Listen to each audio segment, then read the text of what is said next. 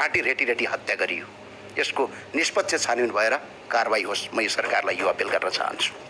र साथसाथै यस्ता पीडादायी घटनाका बावजुद जनताको मतबाट स्थापित वर्तमान सरकार जनताको हितमा समर्पित होस्, म यही शुभकामना व्यक्त गर्न चाहन्छु। विगतका कमजोरीहरू नहदोरियुन् भन्ने आशा गर्दछु।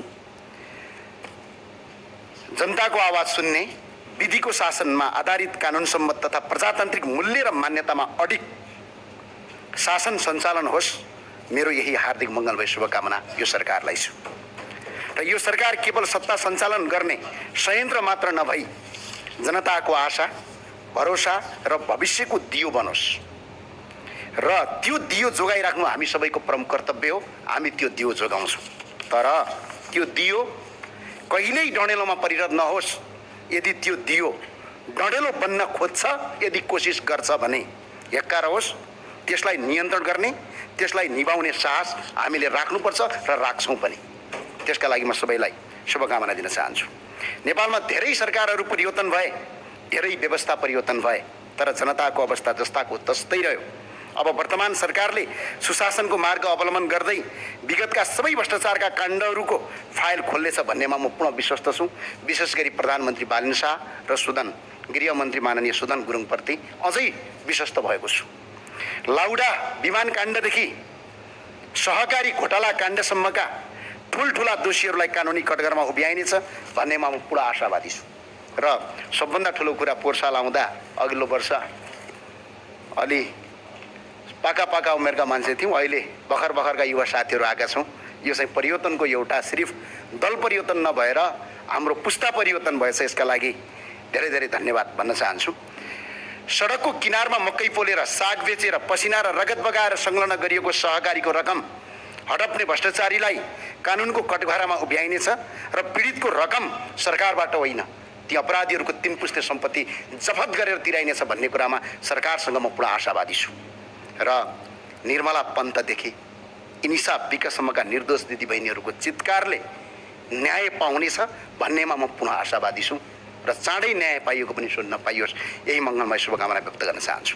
आज युवाहरू +2 पास गर्ने बित्तिकै आफ्नो जीवनका लागि विदेशी न बाध्य छन्। हरेकको दिमागमा आइरहेको छ। आज अलिकति हुने खानेका छोराछोरी अस्ट्रेलिया ताकिरहेका छन्, अलिकति गरिबका छोराछोरीहरू आज खाडी मुलुक ताकिरहेका छन्। यो सोच नै मार्नुपर्ने हाम्रो आवश्यकता छ। त्यो सोच मार्न यो सरकारले कदम गर्नेछ भन्ने मलाई आशावादी छु।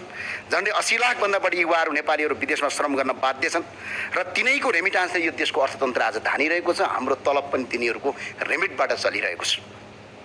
यो सरकारले स्वदेशमै रोजगारी सिर्जना गरी युवाहरूलाई आफ्नै भूमिमा भविष्य देख्ने वातावरण बनाउनु छ भन्ने कुरामा पूर्ण विश्वस्त छु। एकपटकको नेपाली सधैँको नेपाली, यहाँ गई माननीयज्यूले पूर्व वक्ताले पनि भनिसक्नुभयो। आज जसका पुर्खाले यो देश बनाए, जसका पुर्खाले आज अङ्ग्रेजसँग लडे, जसका पुर्खा तिब्बतसँग लडे, जसका पुर्खा मुगलसँग लडे, तिनका सन्तान आज विदेशी बनिरहेका छन्। एकपटकको नेपाली सधैँको नेपाली भन्ने नारालाई, नेपालको संविधानलाई पनि संशोधन गरेर नेपाली नागरिकता फेरि कायम गरियोस्।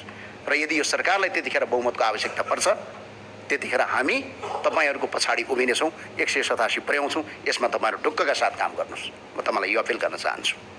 हाम्रा किसानहरू जसले बाँझो जमिनलाई हराभरा बनाउँछ, आज विदेशी भूमिमा सस्तो मजदुर भएका छन्।